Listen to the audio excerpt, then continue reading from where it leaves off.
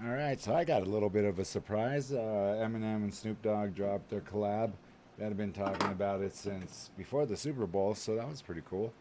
Um, but gonna jump into one more story here from Mr. Ballen regarding what you call it, uh, the missing 411 cases, and this is going to be part nine. If I told you that a college-age male went out drinking with his buddies and then wound up dead in a river, you might suspect that he got drunk and fell in, accidental drowning. But what if I told you that there were dozens and dozens of these college-age males that are going out drinking with their buddies and then being found dead in rivers, and they're all being labeled accidental drownings, except many of them are found with little to no water in their lungs, and forensics tell us that they were actually alive for several hours, days, even months after the night out with their friends. One former police detective named David Paulieds, who normally researches missing people in parks and forests, has begun researching these strange accidental drownings all over North America in his book called A Sobering Coincidence, as part of his Missing 411 book series. Today, I'm going to share with you 3 cases that have all been covered by David Paulieds. But before we get into today's stories, if you're a fan of the strange, dark, and mysterious delivered in story format, then you come to the right place, because that's all I do, and I upload 3, 4, even 5 times every week. So if that's of interest to you, then I would encourage you to slightly overcook the like button's popcorn and subscribe to this channel and turn on all notifications so you don't miss any of my weekly uploads. All right, let's get into today's stories.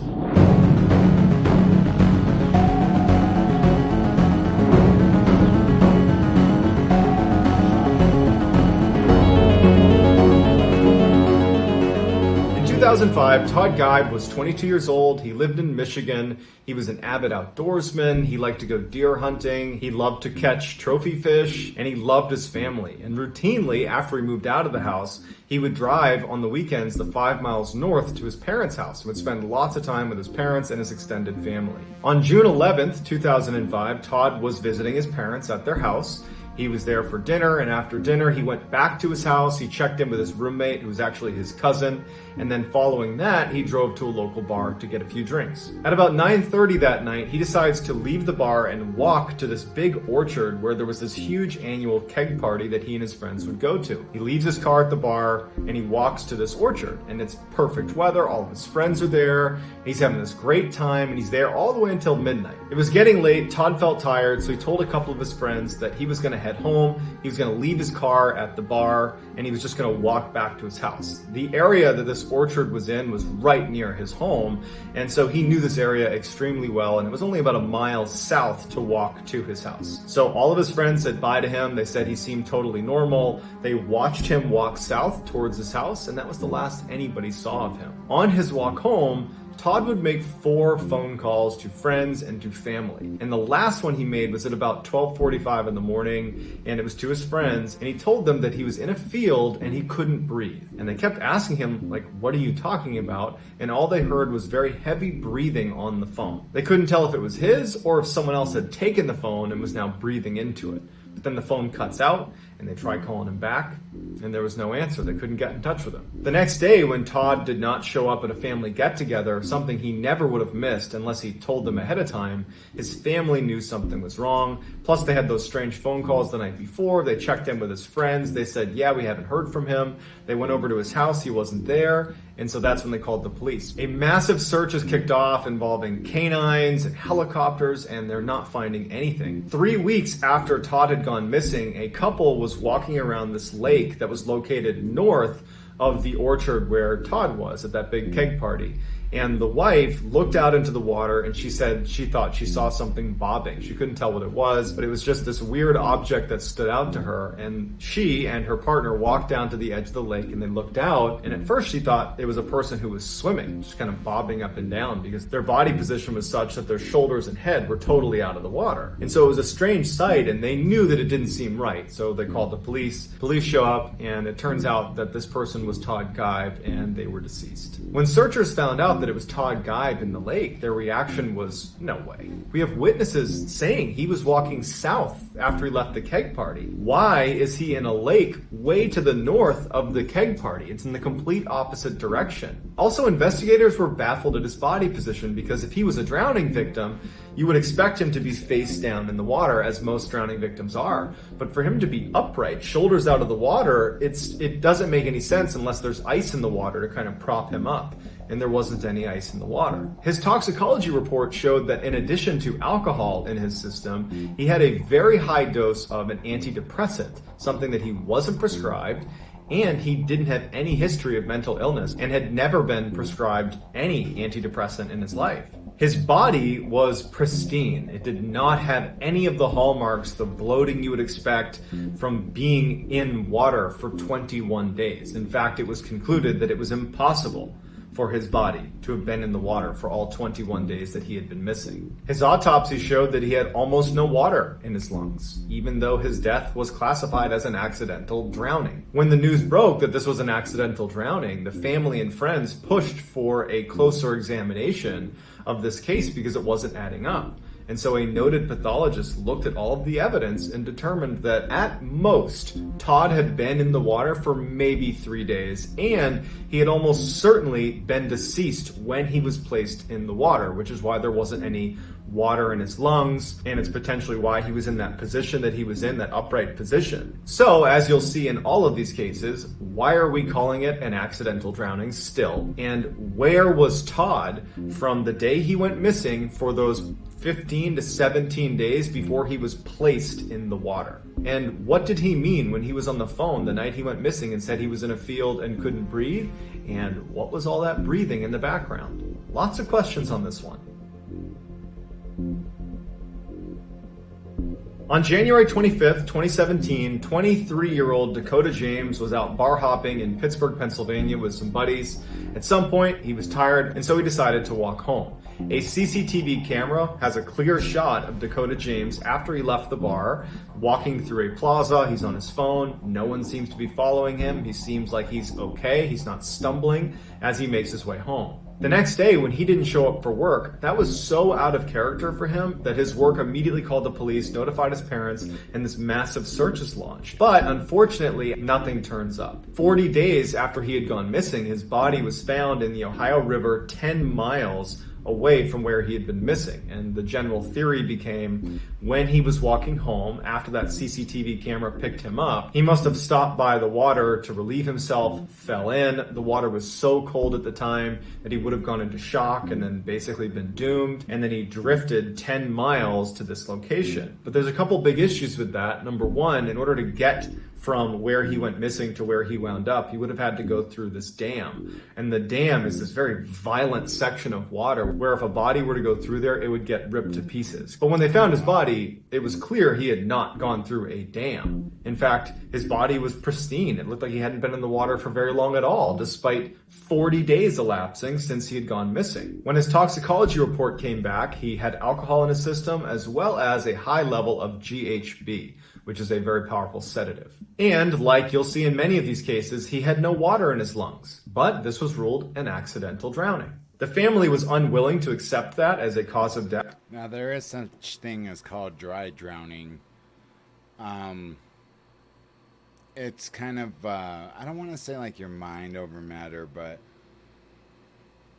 you're in a position of where you think you're drowning, so your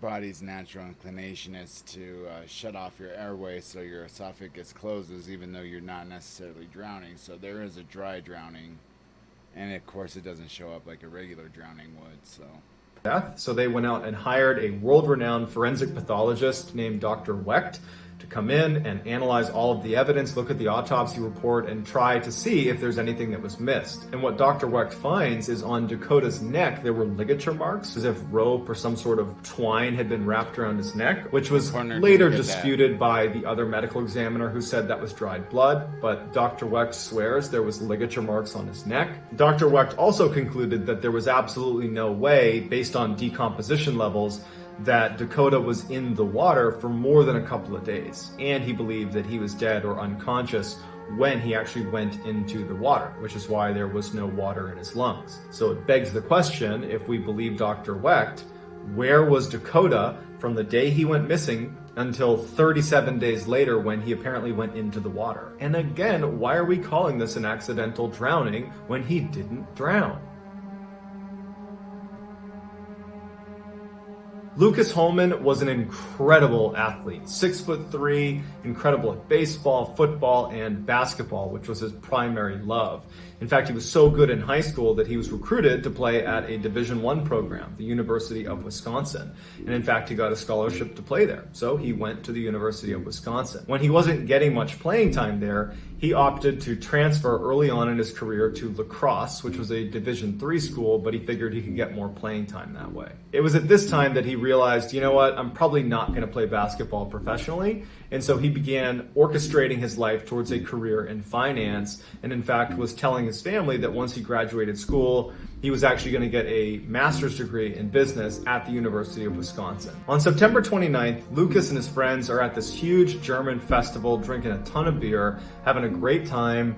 At some point in the night, they transition to some of the bars downtown, and they're all having a great time. It's very crowded. But at some point in the night, Lucas disappears. No one knows where he went or who he was with, but Lucas was a big, confident guy. They figured, you know what's the worst that could happen to him? I'm sure he's fine. And so his friends ultimately just go home and don't think much of it. The next day, when no one could get in touch with Lucas, his friends and family called the police and said, you gotta look into this. We don't know where he is. The police went to the strip of bars that they had been bar hopping between, and they asked to see the security footage from the night before. And in a very unfortunate coincidence, all of these bars, their cameras were down. So they weren't able to get a glimpse of where potentially Lucas might have gone. At one point, someone came forward and said that they knew where he was and that they had spent time with him outside of the bar, but it would later turn out that that person was lying and they were actually charged with submitting false information to the police. On the 2nd of October, divers located Lucas's body. He was in 10 feet of water about 20 feet from the edge. When they pulled him out, he didn't have any significant scratches or marks on his body to indicate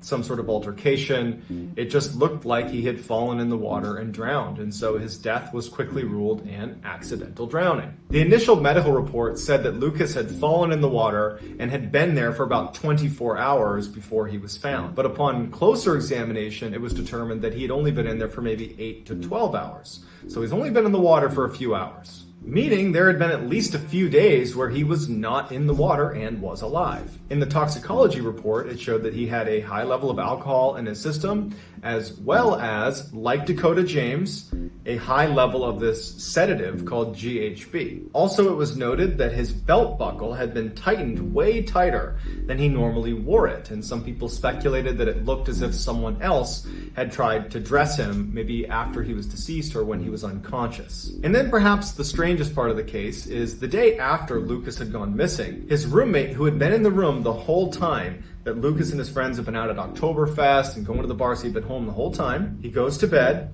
and wakes up to an alarm. But it's not his alarm, it's Lucas's alarm. It's his phone going off that's underneath Lucas's bed. Lucas definitely had his phone while he was out, but somehow his phone got under his bed, but Lucas was not there and had never been there in the night unless he managed to sneak into the room without waking up his roommate and place his phone under the bed and then leave again. It didn't make any sense. Police would never subpoena the phone's records to find out where it went that night, so we're left wondering how in the heck it got under his bed if he was never in there. And like all the other accidental drowning cases that we're looking at, where was Lucas from the time he went missing on the 29th of September and then wound up in the water at some point on the 2nd of October?